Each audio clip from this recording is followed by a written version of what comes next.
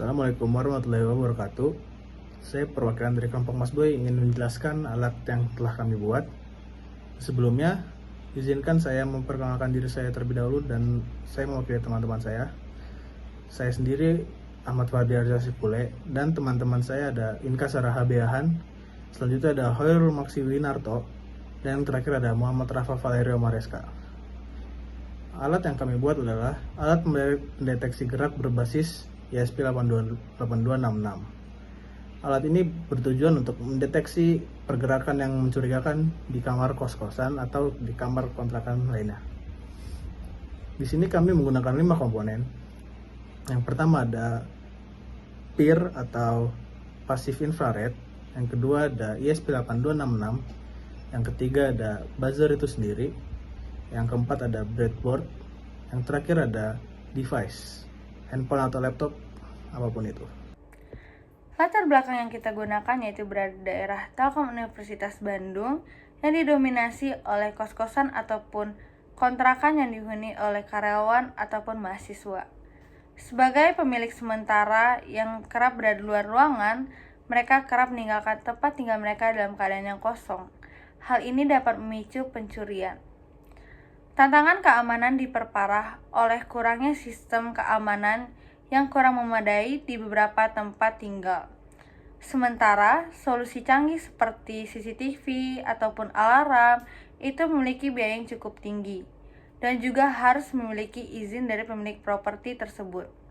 Hal ini menciptakan kebutuhan mendesak akan sistem keamanan yang lebih praktis, murah, dan juga lebih terjangkau.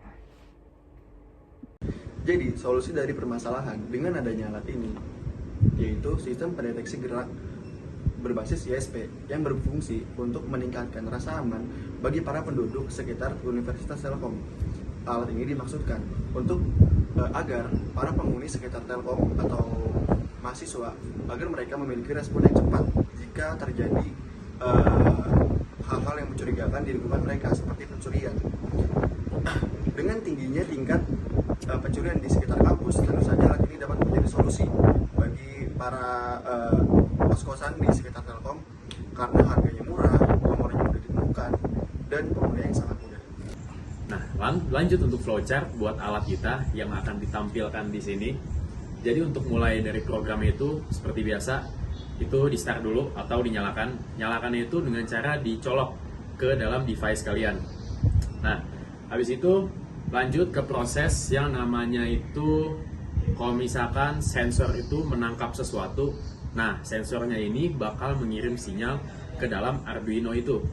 Nah, lalu Arduino itu akan memproses sinyal tersebut dan mengirimnya ke aktuator kita, yaitu buzzer. Nah, dari setelah proses itu, untuk dari semuanya, itu akan dikirimkan outputnya ke dalam aplikasi Blink, yang dimana ada di device kalian masing-masing, yang bernotifkan device atau motion detected, boleh begitu.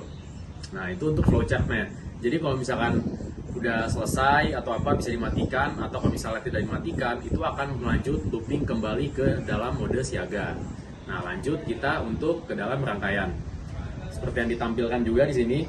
Jadi rangkaiannya itu pokoknya setiap komponen seperti buzzer dan juga sensor PIR-nya itu, passive infrared sensor, itu masing-masing mempunyai 3 pin, yang dimana ada VCC, input atau output, dan juga ground. Nah, jadi VCC-nya itu masing-masing kita pakai 3 volt, dan juga ground itu kita pasangkan juga pinnya ke dalam groundnya dalam ESP8266 namanya juga. Lalu untuk input dan output, untuk buzzer kita memakai pin D5, dan juga untuk sensor kita memakai pin D6.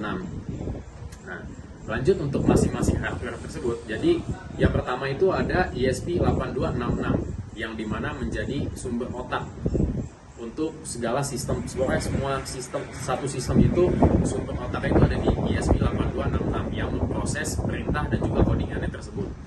Nah, jadi habis itu ada PIR sensor. Nah, PIR sensor ini mendeteksi radiasi inframerah, jadi pergerakan manusia itu bisa terdeteksi juga. Lanjut ada buzzer yang dimana menjadi aktuator kita untuk jadi pengeluaran untuk kalau misalkan mendeteksi gerakan yang dimana dikirim ke ESP8266 itu akan mengaktifkan buzzer, dia nyala, nanti dia niut. Nah itu buzzer. Lalu lanjut ke breadboard. Ada breadboard itu sebagai alasnya saja, jadi bisa dicolok-colok nantinya buat alatnya, jadi biar kelihatan rapi segala macam. Dan juga ada device. Nah device ini sebagai output aplikasinya. Jadi kalau misalkan program sudah berjalan dan device itu nyala dan menangkap motion, itu akan mengirimkan outputnya. Jadi untuk device kalian dalam layar di aplikasi nanti akan kelihatan motion detected. Nah, jadi segitu saja untuk rincian alatnya. Action!